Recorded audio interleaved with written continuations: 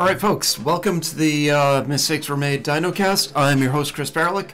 Today we just got back from Dragon Con, and I'm here in Studio B at the University of Maryland College Park, thanks to the gracious and amazing Nate Stevens. I'm just hoping to jump into some quick Battlefield 4 for today, just take on a quick level. Oh boy, what do I even say? It's Battlefield 4. It's arguably one of the best FPS games made to date, and my secret sauce addiction tends to be the Golmud level.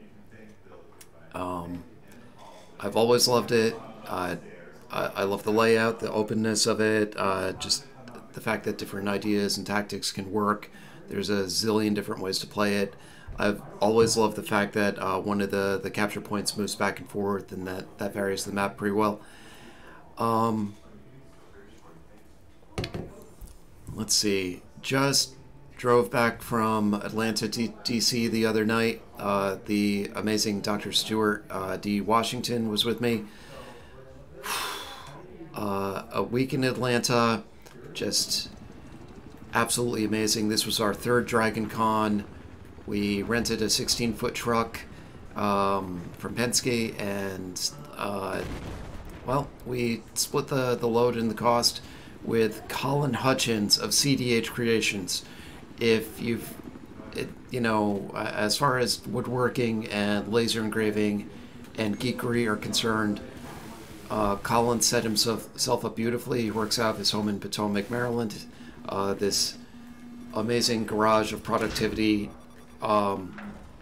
He knows what he's doing. He's invested heavily into it. Look up CDH Creations. I'll put it in the description. Just his work is absolutely beautiful, and I just got blown up by the General Lee, which is par for the course. Basically, what happened was we packed 20 designs worth of stuff, as well as gaming, dice, art stuff, wares. We tried to have as wide a variety as we could. I'm gonna see if... Why am I standing here? Oh boy.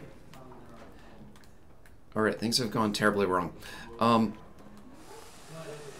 So anyway, we packed everything up, and we drove from DC to Potomac, Maryland, and picked his stuff up. We thought we had some heavy stuff. He sells dense, heavy, one-of-a-kind wood creations. It's as dense as it gets. So we got everything on.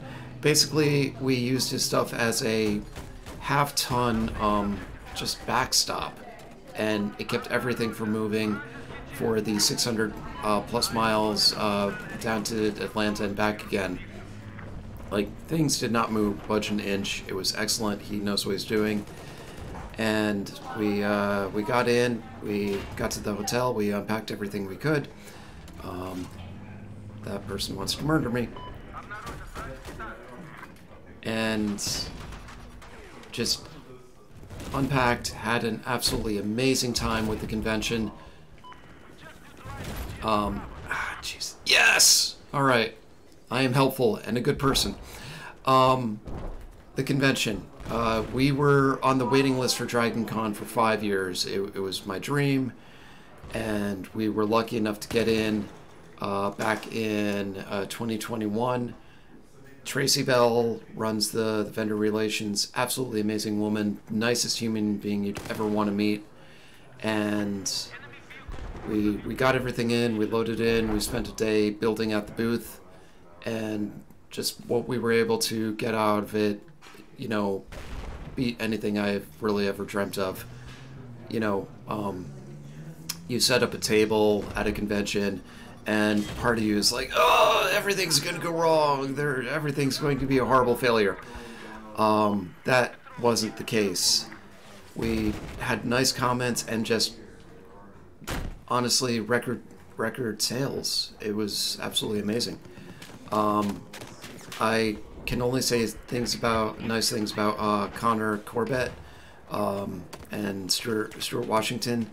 They worked like absolute demons. They were great. They were funny. They were personable. Stuart, absolutely tireless. You know, even at points where he was exhausted. Connor Corbett. I'll do everything I can to link her.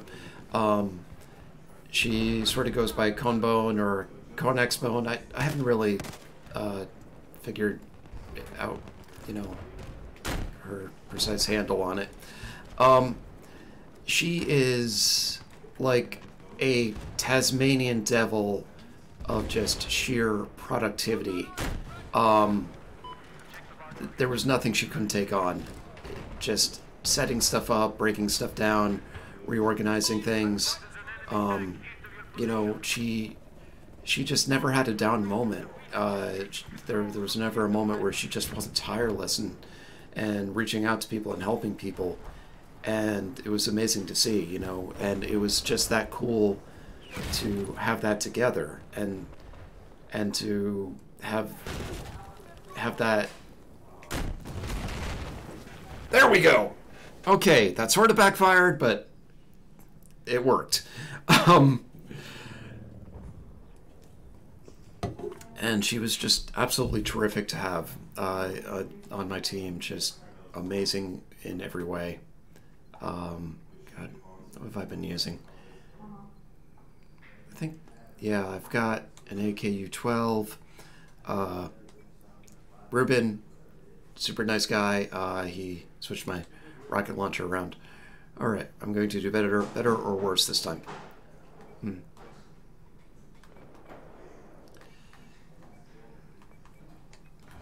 All right, let's tank it up here. I just want to get through a quick stage of this, a quick round of it. This is one of my favorite servers outside of a Canadian server that also does the Golmud Railway. I think pretty much 24 hours a day. This is just kind of catharsis.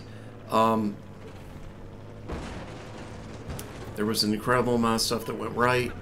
Also a few things that went outright wrong with the convention. The convention itself was superb.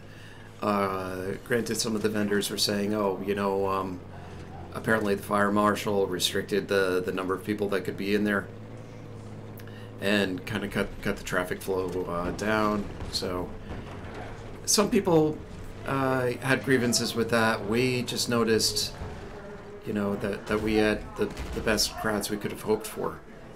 And, you know, no complaint there. Oh, boy. So,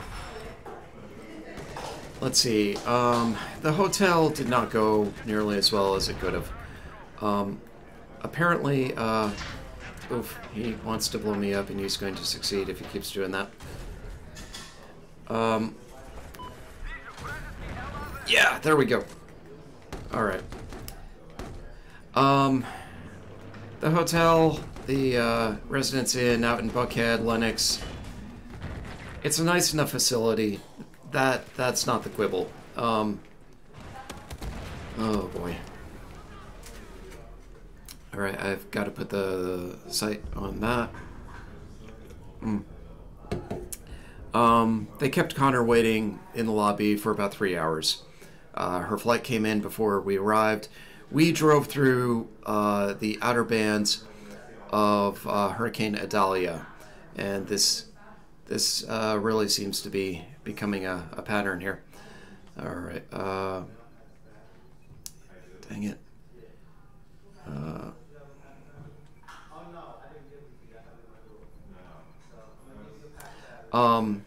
So we got through the outer bands and just absolute nightmare to drive through. Back in 2021, we were caught in the outer bands of Hurricane Ida, and that could have gone better. All right, uptick. All right, let's try that.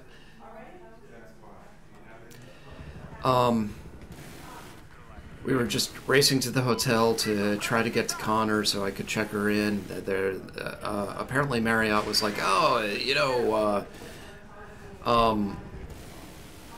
okay, she's good to go, and according to the national chain, okay, Clan Love Machine is telling me to get out. Fine, I'm going to get out.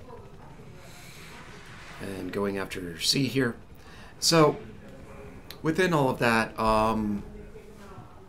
you know, just trying to get through and get to the hotel in the absolute pouring rain. You could barely see in front of you. You're driving a really clumsy 16-foot Penske truck, and I know other people are like, oh man, I drive a, you know, a half semi or a full 53-foot semi, and you know, you're just not used to it. And then, yeah, I mean, I'm definitely not used to it. We got through in one piece, and just with the hotel, they were not doing a good job. They were just rude or dismissive, or, you know, the clerk was like, kept telling Connor, you know, I can't let you in, and I'm just covering my own butt, which was not impressive. All right, vehicle hit. All right, apparently me and this other guy are somewhat working on this tank.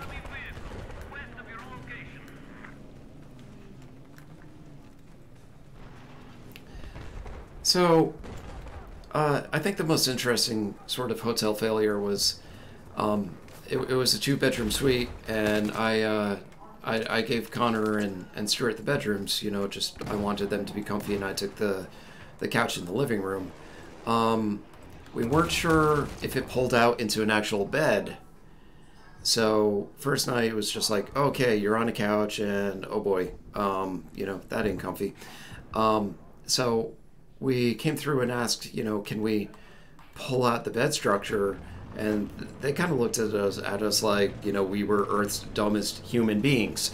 And they're like, oh, it pulls right out into a bed, you know, just take the cushions off. So we said, okay, and I did. And honestly, this thing was not budging an inch. The pictographic instructions, you know, depicted a lady, you know, easily pulling this out, you know, as if everything is weightless, and you know, there it is. And I asked Stuart, you know, who is a fairly big dude, you know, can you come help me, try to yank this with me? So we're both yanking it together. We can't move this thing. So we figure, okay, something's got to be holding it in place. All right, I helped suppress. Yay. And we turn it on its side, and we start digging through the underpinnings of it. Oh boy, that's bad. And we wind up having to tear out 2 wiring harnesses underneath the couch. The couch was so brand new that the plastic was still on it. And in addition to the plastic still being on it, you know, they had never removed the cabling that allows you to transport the couch without the couch unfolding. So we wound up with these 2 chunks of cable that, you know, if you look at them, that like there would the TSA, if you had these in your luggage, the TSA would be like, all right, we're gonna tackle you and take you to a small room now. Like, you would not get these through security. So we wound up dissecting that, and that made life interesting. Oh jeez. All right, let me. Please die. There we go! Yes! Alright. So, and aside from that, you know, just incredible time. Dragon Con is worth its reputation. Just I cannot say enough nice things about it. You know, just people. It is an absolute geek haven. Atlanta is a beautiful city. It's pure South. You know, nicest human beings on the planet. You know, just. And not even, you know, it's like, oh, well, Southern hospitality has to be cloying or overdone.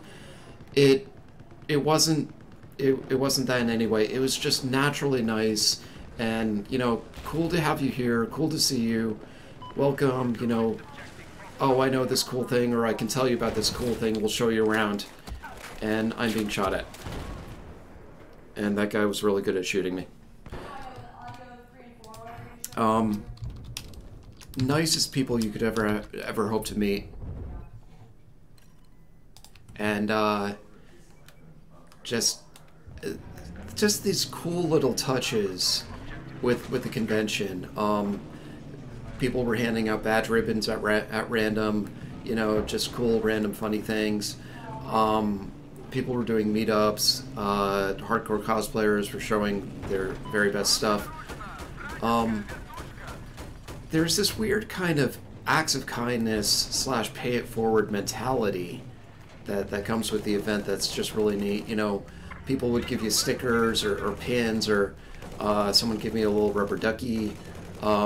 Just these little small things that were so cool and nice to get. And that genuinely made you want to be part of that, you know, gift-giving community. You know, you can say what you will about Burning Man, and I'm sorry those people got stuck and you know, that happened the way it did. But it was kind of one of those favor-based society things, if you will. And we just worked for 4 days straight. We built everything. We set up. Exhausting, but absolutely amazing. All right, yes. Okay, now I can go back to driving this thing poorly, or at least being the gunner. Alright, this game might not go on for too much longer.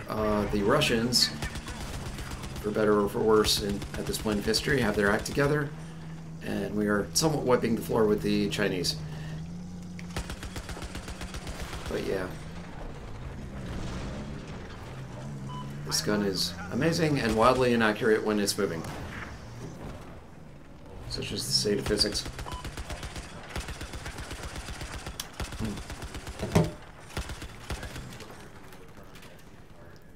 But food was incredible. People were incredible. Not a single rude person or that we ran across. Just really, really, really fun. Southern and beautiful and amazing. You know, granted, this seems to be the second time running that we drove through the outer bands of a hurricane. The first time, Stuart. There we go.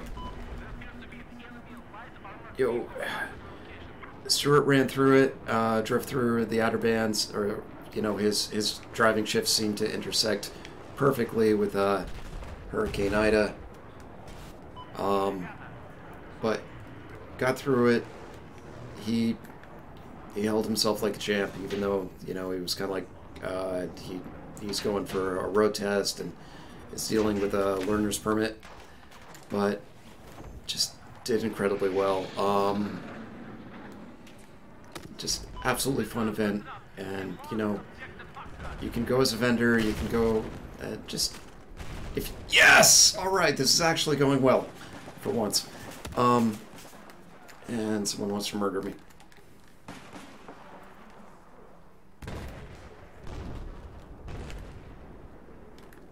Okay, someone's shooting at a thing that is behind me. I know that's insult to injury, but sometimes you just gotta clear the field a little. Alright.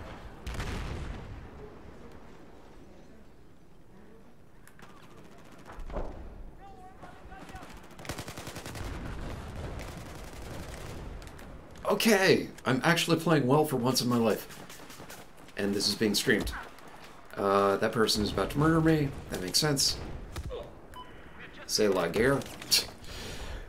Anyway, what else? The school year has started. I'm in classes as well as shooting out resumes, so that makes life interesting. And just kind of hanging in there. The other kind of ginormous part of the adventure, the Dragon Con adventure, we drove back Tuesday morning. Loadout at Dragon Con is never simple, and you know, if you have a neighbor or friend who has like some 20-minute loadout, and they just pack up a roller bag and walk away, you know, kind of absolutely coolly, you are definitely envious of how easy it is. It took about 3 hours. Well, it honestly took less than 2 hours to break the booth down and to kind of get everything out. What takes a while is just getting a loading dock slot, and you know, the people are overwhelmed, and there's only so many docks and so many elevators, and people are all trying to get out at the same time, and it is what it is. We got out, and you know, we had a decent time of it, even though we came back so exhausted we could taste the light spectrum. And the next morning, you know, Stuart and I got some breakfast, hotel lobby, and then we left and began, you know, like just a 10-hour drive, and we were taking 2-hour shifts on it. Within that, at the very end, we dropped all of Colin's stuff back at his place. Cool to see him. He helped us yank everything off, you know, and just even though his stuff had been reduced to kind of a 500-pound anchor, you know, given how well he sold stuff, you know, his stuff just made sure ours didn't move an inch, and it was excellent. Within all of that, we get back to DC, and I please hit something. All right, if nothing else, that was actually really good. If nothing else, spot what's on the map. You know, you might not be able to murder them as you need to, but you got, you know, 31 friends who are going to see them and go after them to some degree.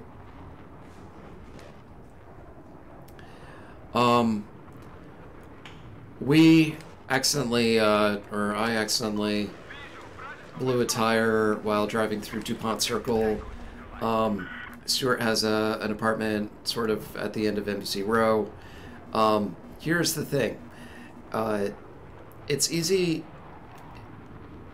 It's usually difficult to blow a tire if you sort of edge it up against a curb, if you take a turn too sharply, which I did.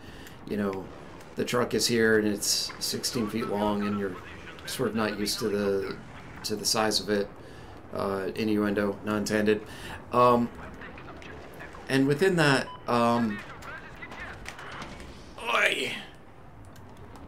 okay, that was a good game of chicken, and I'm not the winner of it.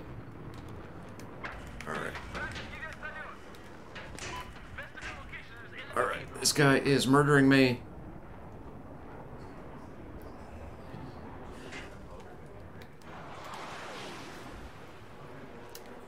I didn't need that expensive plane. The government won't mind losing a $20 million fighter. So anyway, the deal is this.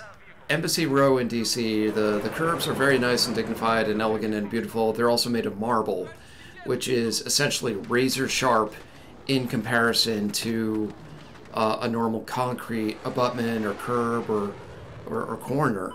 So honestly, if you hit a concrete,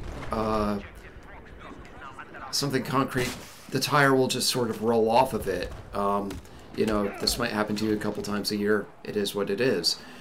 Here, it's razor sharp, and I managed to slash the edge of the tire, the side of the right outer tire on the rental truck. And as we're unloading Stuart's stuff, he looks at me and is like, "Do you hear this hissing sound?" And I'm like, "I kind of hear a hissing sound." And, you know, that was the tire rapidly deflating. So, long story short, that took... Penske was pretty cool about it. You know, the guy put me on hold for a fair amount of time. It was like 10:30 at night. You know, 99% of the local service stations had closed. And he was able to find this all-night shop, you know, that has a guy working from 12 a.m. to 7 a.m., which is insane. And he got us in a little under 2 hours. Really nice guy. He put his truck next to mine on the ramp where I had pulled it off to the side. And, okay.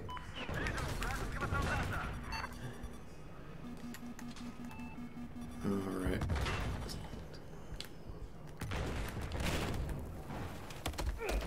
Ah! Alright, I absolutely walked into that one. So, he was able to jack this ginormous, somewhat ginormous truck up, get everything sorted, and took care of it. And, just couldn't have asked for better. You know, he knew what he was doing, and he sort of knew, or probably deals with people somewhat panicking all the time. It happens, and one of Stuart's neighbors, this guy Lewis, totally nice. You know, we're going through a heat wave here on the East Coast, and it was still like 85 degrees and super muggy, and, you know, he's like, "Are you okay?" And he gave me a bottle of water. Just extremely, extremely cool. You know, you can decry DC as a harsh town at times, and sometimes it is, but sometimes you just meet really, really nice, cool people. And, you know, he sort of had this pay it forward philosophy. Alright, please let me kill you. I should probably worry about that other thing. Oh my... Wow, okay. He had time to put down a freaking landmine. So, there was, I got back at just shy of 1 in the morning. I crashed. I got up yesterday. I got my truck to this, definitely not my truck. Got the rental truck to the storage space, unloaded everything in 95-degree weather, got it back to Penske. They were pretty nice about the tire. You know, they had the bill, and they're like, "Okay, you know, it's all right. You know, it's okay." So just good trip, amazing trip. You know, Dragon Con is sort of like nerd Mardi Gras, and you know, just the better part of a week of it, and absolutely amazing to be around it. We paid up for next year. We got we have 2 adjoining booths for next year for Snarkfish, and we are absolutely looking forward to it. Gonna try to book an Airbnb. Please die. There we go. All right, something wants to murder me.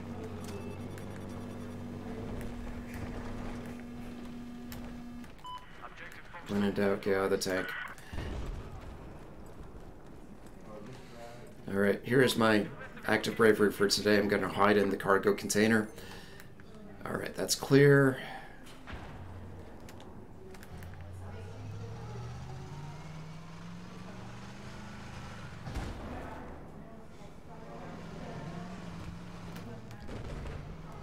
Saw someone go this way. Alright, let's see what's happening back on the farm.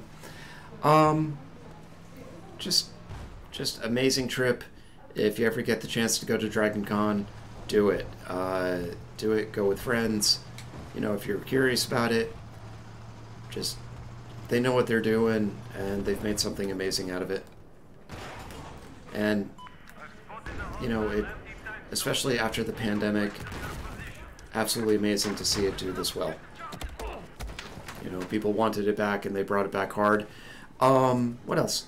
Also saw my cousin Drew there. Drew Massey, he's a puppeteer. He's done a lot of work. He created, I'm pretty sure he created Sid the Science Kid. He's working on some other really cool stuff now. Amazing to see him and his friends. Just okay. Let's see if we can claim D for ourselves. This is what I love. You know, the train doesn't warp around to these massive degrees, but I do really like the fact that it just creates this interesting variable on the level, which has always been really neat from my perspective. You know, it's not a static thing. Okay. All right. Shoot them, please. Shoot them with weapons of death. All right, good.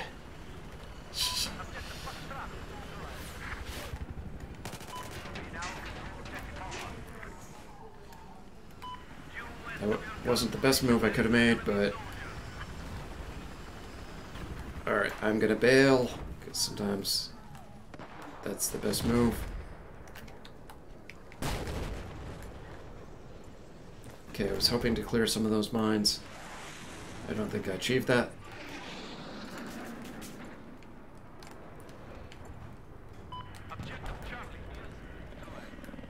I didn't need that helicopter. There are others like it. Okay, wow, that's a lot of them. I probably should have switched to the shotgun there. You know, it's one thing to have an infrared scope and feel really cool and elite. Alright, we lost! Woo! I thought we had it in the bag, but, you know, they came back, they organized. Who am I to argue? Alright, this is me, Poing-san, on PlayStation Network. If you want to hit me up or add me, have at it. I've been playing since roughly 2017. One day I will hit General. Oh, wow. This is honestly one of the best rounds I've ever had. Alright. Awesome. 10 and 18. There we go. Alright, guys. That's it for me.